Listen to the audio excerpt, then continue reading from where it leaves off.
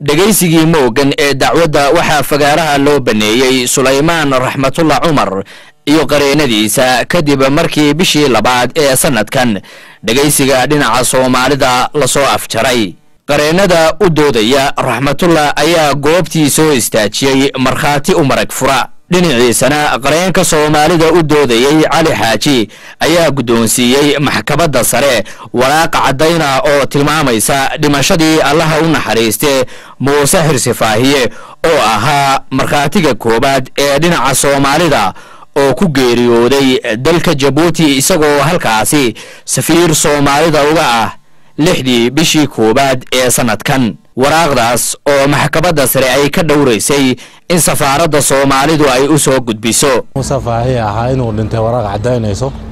marka shahaadadii dhimashadii oo laga soo diray Djibouti baan maanta maxkamadan geynay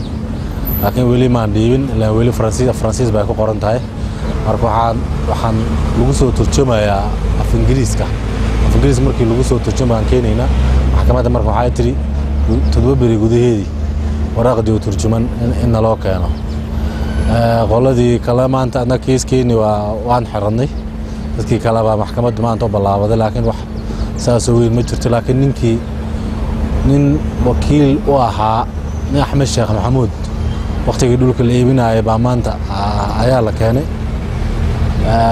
weli adeed kiis wuu socdaa laakiin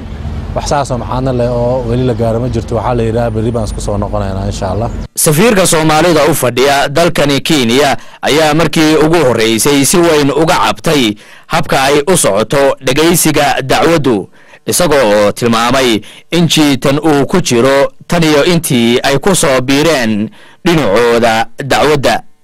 waxa uu safiirku isagoo hadalkiisa sii wata tilmaamay inuu arrinkaasi sida ugu dhaqsaha badan ugala xaajoon doono wasaaradda arrimaha dibadda ee dalka Kenya. hadda markii ugu dambeysay oo madaxweynaha Sheekh Shariif halkan yimid waxaan uu la kulmayay madaxweynaha Kenya Mwai Kibaki oo aan u sheegnay inuu ka codsado arrinta guriga inuu nagala hadlo.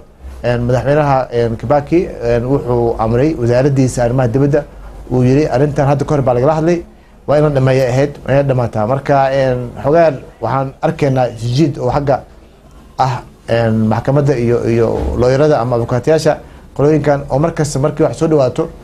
abiil qaata ama si dheereeya anaga hadda markaan laakiin waxaan ka codsanay waadatan aniga insha Allah taala aan la balantanahay wasaaradda dibadda oo aan rabo in arrintan ay soo dhamaato sababtoo ah waqtiga oo dheeraaday qalad waaye ma taqaan wax sabab ama wax sax ah ay haystaan ma jirto. maalmaha soo socdana waxaa loo balansan yahay in la sii dhageysto kayska dhinaca Suleymaan Raxmatullah Cumar oo isagu waqtigan uu bilowday in la dhageysto. Cabdirashiid Maxamed Xaashi fogaan aragga bariya ATN Nairobi.